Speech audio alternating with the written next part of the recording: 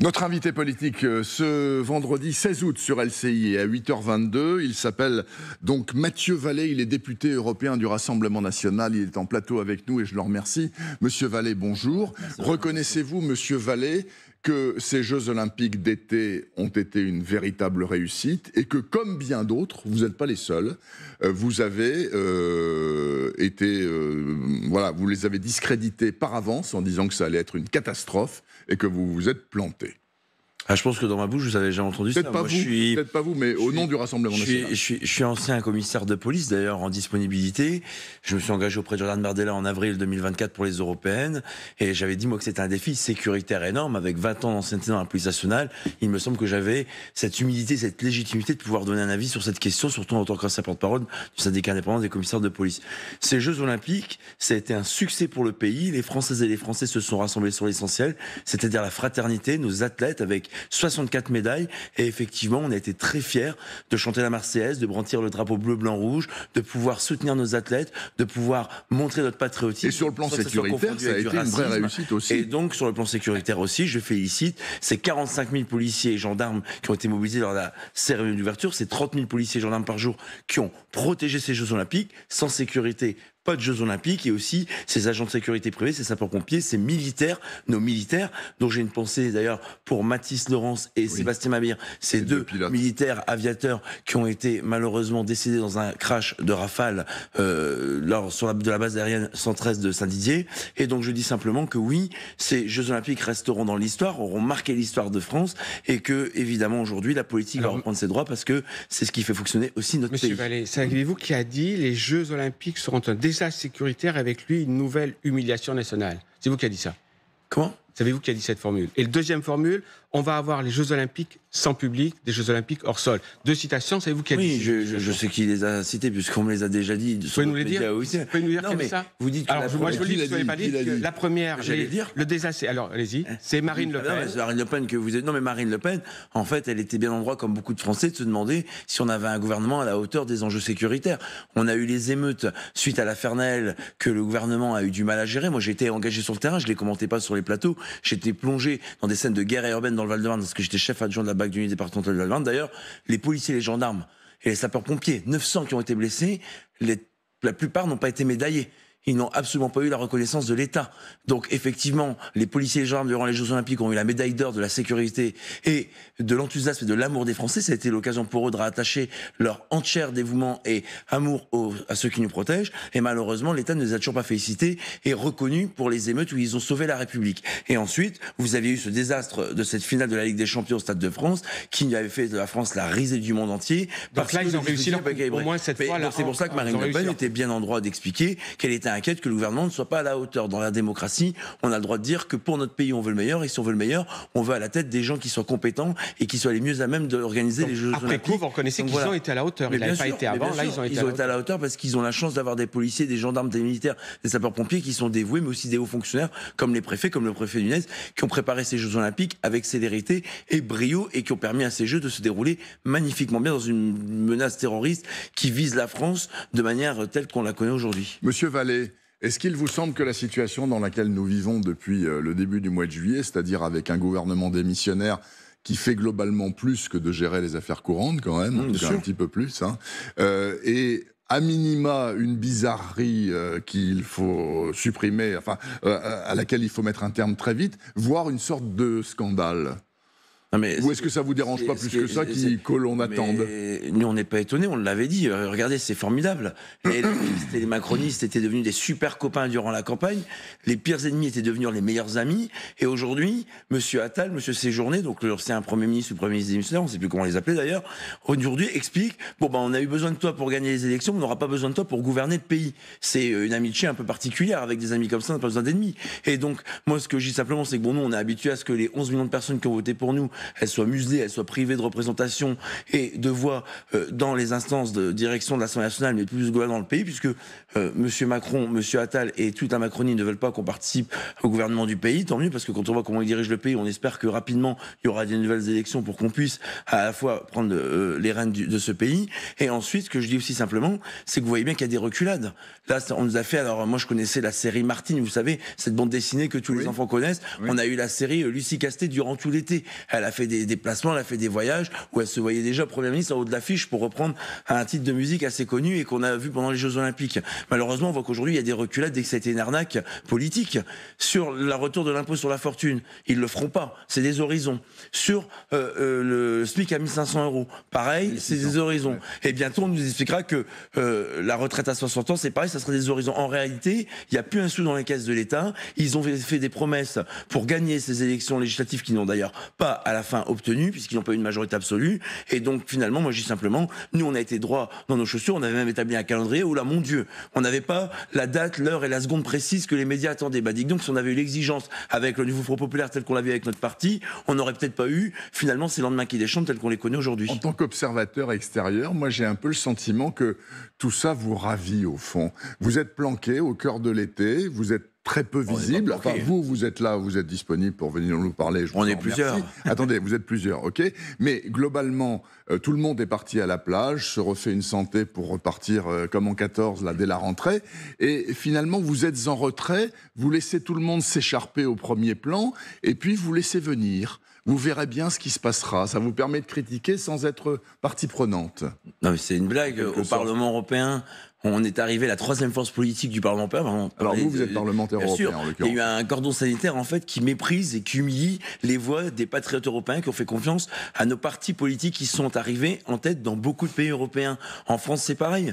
On s'est mobilisé, on a voulu que les Françaises et les Français, ces 11 millions de voix, avec nos alliés d'Éric Ciotti, soient représentés dans le bureau de l'Assemblée nationale. On nous a fait aussi une escroquerie en nous privant de pouvoir avoir cette légitimité de la représentation dans ce bureau de l'Assemblée nationale. Donc moi, il y a pas mal de gens qui ont trouvé ça d'ailleurs regrettable, que vous ne soyez pas représenté à des postes importants. C'est inadmissible en fait. Ouais. C'est dans un pays où on dit que les urnes, c'est la légitimité de la voix du peuple. Lorsqu'on méprise les urnes, finalement, c'est pas très bon signe sur la santé démocratique d'un pays. Moi, je dis simplement que ça va se payer cher dans les prochaines échéances électorales. Les Françaises et les Français n'aiment pas être pris pour des idiots, ils n'aiment pas être dupes. Et donc, finalement, j'espère que lors des prochaines élections, celles qui sont pour l'instant prévues municipales en 2026, il y aura un sursaut. Ou dans un an avant de nouvelles législatives. On n'a rien. Mais en tout cas, j'espère qu'il y aura un sursaut parce que c'est absolument inadmissible qu'on puisse pas avoir cette voix au chapitre au bureau de l'Assemblée nationale et dans ses instances dirigeantes parce qu'on a des gens qui font des magouilles électorales entre eux sur le dos des Français. Mathieu Vallet, on a l'impression que votre défaite aux législatives, en tous les cas, l'absence de majorité, vous êtes il n'y a aucun parti qui a une majorité, monsieur. Qu'elle a laissé des traces. Pas d'université l'été, une réunion du comité de direction en catimini à l'Assemblée nationale au mois de septembre, et puis vous allez nous le confirmer ou pas, 20 à 30% de délégués qui vont être remplacés, un grand audit que votre confrère Nicolic va mener pour réorganiser le parti. Ça marche si mal que ça, ou c'est la conséquence de ce qui s'est passé entre les deux tours aux législatives ? Non, on ne va pas refaire le match qu'on a déjà évoqué d'ailleurs sur votre antenne plusieurs fois après ces élections. D'abord, ça n'a pas été une défaite. On est le premier parti. Nous, on n'a pas eu besoin d'avoir 3 ou 4 ou 5 partis ou des nouveaux alliés. Entre les deux tours, ça s'est très mal passé. On a fait 11 millions de voix. On en faisait un peu moins de 2,5 millions en 2022. On est quand même pas mal. Maintenant, nous, on n'est pas des péteux comme on dit chez moi dans le Nord. On est des gens qui respectons les Françaises et les Français. Il y a eu effectivement certaines choses à revoir, les candidatures ou certains aspects du programme à mieux expliquer. Tu vas aller vous parler cash généralement. Là, les leçons, c'est retirer cette de candidats là qui va. C'est ça le problème. On va redynamiser le mouvement, on va lui donner un peu plus d'air frais de ce que j'ai compris dans nos fédérations, dans nos territoires. C'est important qu'on puisse aussi avoir cette démocratie vivante à la fois au parti à Paris, mais aussi dans les fédérations et les provinces. Et puis vous savez, par exemple dans le Val-de-Marne, on a eu un délégué départemental qui a été agressé et qui a été insulté, dont aujourd'hui l'un des auteurs présumés est en garde à vue. Vous voyez qu'on a des militants, on a des sympathisants, on a des adhérents qui font l'ADN de ce mouvement et qui nous permettent de présenter des candidats et de faire vivre la vie politique de notre mouvement. Donc c'est important qu'on y aille. Mais pardon, mais vous me parlez de ces sujets-là, mais vous me dites, je parle cash, mais notre mouvement, son organisation, c'est pour qu'on soit plus performant. Mais sur les idées, tout nous donne raison. Laissez-moi juste 10 secondes de vous expliquer ça. Vous avez à Marseille un Algérien sous obligation de quitter le territoire français qui a agressé 2 policiers, dont un à 15 jours d'ITT. Il a été remis en liberté comme s'il allait se représenter au tribunal en janvier 2005, date à laquelle la justice l'a convoqué. Et derrière, c'est une insulte, un crachat au visage des policiers. Vous avez amené un individu qui a volé, un Égyptien, dont même l'Égypte ne veut plus le récupérer parce que la France n'arrive plus à l'expulser pour ça, qui 2 ans avant était condamné pour avoir tué une prostituée dans le bois de Boulogne. On voit bien aujourd'hui qu'il y a un sujet. Vous avez dans la Seine-Saint-Denis un policier de la BAC départementale, de la Seine-Saint-Denis, c'est le concret des gens, qui s'est fait massacrer parce qu'il a dit qu'il était policier suite à un différend d'automobiliste. Ça, c'est le sujet des Françaises et des Français. Donc après cette parenthèse enchantée des Jeux Olympiques, aujourd'hui, l'affaire courante et les affaires quotidiennes d'insécurité du pays reviennent et ressurgissent à la gorge de ce gouvernement. Donc il va falloir prendre des décisions. C'est vrai, et j'en termine parce qu'il faut la cerise sur le gâteau. Vous avez ce détenu, ce dangereux criminel qui a été condamné parce qu'il a tué, parce qu'il a pris en otage des gardiens, parce qu'il est le roi de l'évasion, qui va bénéficier d'une sortie de permission en août. Le droit a parfaitement été respecté. Mais le droit qui a été respecté, c'est pas celui des victimes, c'est celui du voyou. Mais là, il y a la règle de droit, donc il va aller faire des leçons de conduite, et s'il prend à nouveau la poudre escampette, ou s'il refait des démagogique, victimes... parce qu'il y a eu un appel, il y a une décision de justice. Non, mais vous savez, dans ce qui est démagogique, c'est de faire croire aux gens qu'on se soucie des victimes, et derrière, on se soucie d'abord des personnes qui sont des criminels et qui sont condamnées, et donc la libérabilité de la prison, c'est 2044. Donc je vois pas à quoi le permis de conduire va servir à ce monsieur qui peut pas sortir avant 2044, vu toutes les ganations. Il y a des magistrats qui sont non, je suis désolé, les Français et les Français n'ont pas confiance en la justice. Vous êtes policier, parce que, justement, il y a des magistrats qui se prononcent. J'en ai marre de cette justice en partie qui méprise les victimes et qui ne respecte pas, en fait, le droit des victimes. Monsieur Vallée, vous êtes eurodéputé, donc vous ne voterez pas, en l'occurrence, le budget de la France, puisque vous n'êtes pas au Parlement français, mais il est en cours de préparation actuellement par un gouvernement démissionnaire. Enfin, le fait est que c'est eux qui préparent le budget. Et ensuite, il va falloir le faire voter par les députés. Le Rassemblement national est fort de ces centaines de députés, va le voter ou pas, parce que il faut bien que ça tourne un pays avec de l'argent. Mais avant qu'on parle du budget, vous avez raison de commencer par dire par quel gouvernement il va être présenté. Quel gouvernement va avoir la légitimité de présenter le budget ? Moi non plus, c'est bien le problème.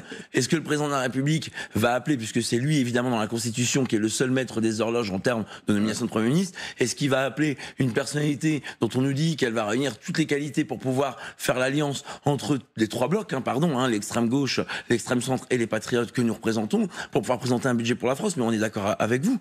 Mais il y a d'autres sujets, vous avez raison de le dire. Il y a la rentrée scolaire, il y a le budget de la France, il y a les mesures sécuritaires et judiciaires qu'on évoquait ici. Nous, tout était prêt.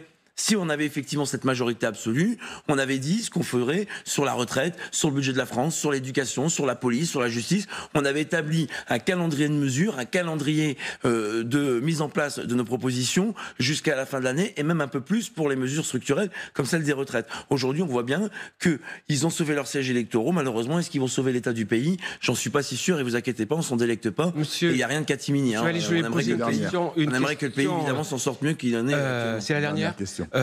Assez simple, votre confrère Frédéric Vallée a demandé l'interdiction au préfet, l'interdiction des universités. Vous voulez Frédéric Falcon. Frédéric Falcon, excusez-moi.